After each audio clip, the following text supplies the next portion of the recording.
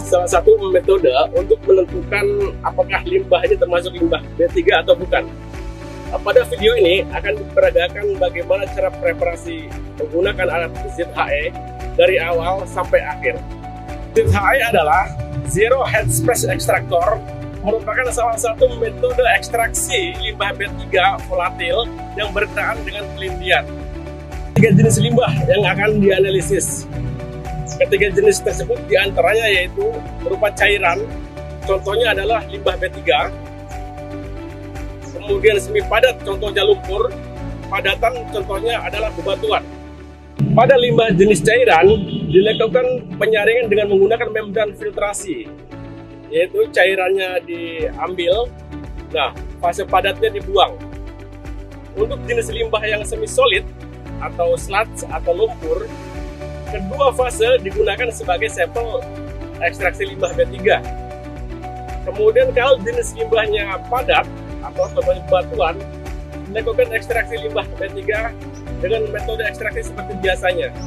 Proses preparasi sampel terdiri dari yang pertama adalah penentuan kadar air, yang kedua pengecekan pH, yang ketiga penyaringan sampel padat, yang keempat pembuatan larutan buffer, dan yang kelima adalah pengujian menggunakan ZHE.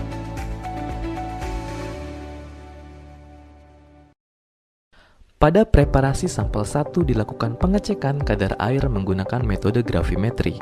Pertama, jika kadar air kurang dari 0,5%, maka kedua fasa digunakan untuk memperoleh ekstraksi CLP dan fasa padat diekstraksi CLP. Kedua, jika kadar air lebih dari 0,5%, maka dilakukan pemisahan fasa cair dengan padatannya. Fasa cair langsung dianggap sebagai ekstraksi CLP, sedangkan fasa padatnya dibuang. Yang terakhir, jika kadar air adalah 0% atau sepenuhnya berupa padatan, maka dilakukan ekstraksi sampel langsung menggunakan rotary agitator, dengan sebelumnya menambahkan larutan ekstrak 1 atau larutan ekstrak 2 sesuai dengan pH sampel. Pada tahap preparasi sampel kedua dilakukan pengecekan pH. Sebanyak 5 gram sampel uji ditambahkan ke dalam 96,5 ml air deionisasi. Kemudian diaduk selama 5 menit menggunakan magnetic stirrer. Setelah itu dilakukan pengukuran pH. Jika hasil pengukuran menunjukkan pH kurang dari 5, maka dalam analisis nantinya sampel menggunakan larutan ekstraksi 1.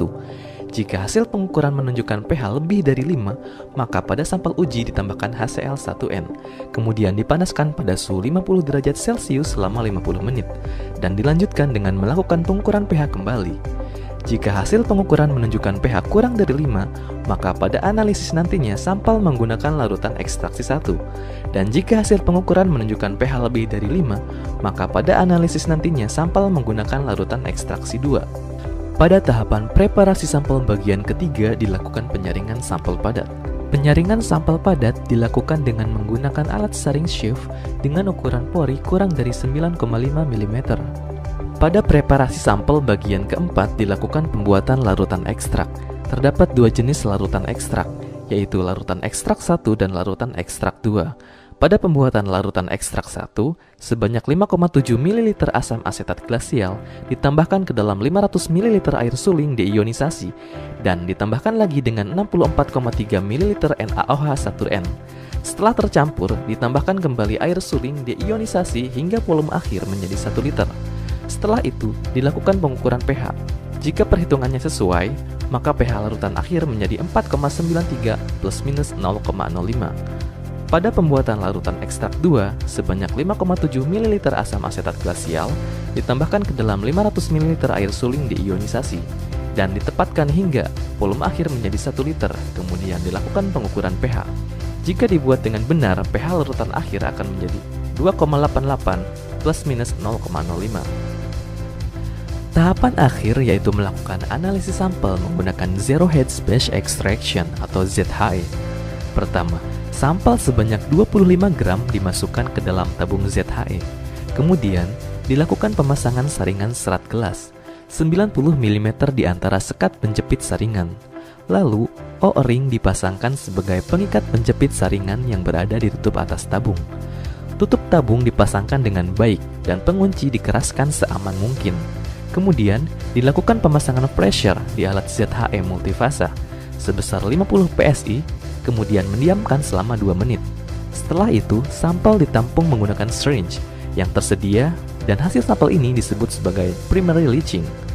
Dilanjutkan dengan penambahan larutan ekstraksi 1 atau larutan ekstraksi 2 sebanyak 500 ml dengan menghubungkan Fraser vessel. Alat ZHE dimasukkan ke dalam alat rotary agitator. Dilakukan ekstraksi selama 18 jam plus minus 2 jam dengan kecepatan 30 rpm plus minus 2 rpm. Setelah 18 jam, alat dapat dikeluarkan dari ZHE. Lalu dilakukan freezer kembali dengan menggunakan gas nitrogen bertekanan 50 psi. Dengan setiap graduasi 10 menit didiamkan selama 2 menit. Dan akhirnya, sampel dapat ditampung menggunakan Tedlar bag. Sampel akhir ini disebut dengan secondary leaching. Instrumen GC atau GCMS digunakan untuk analisis lanjutan limbah volatil.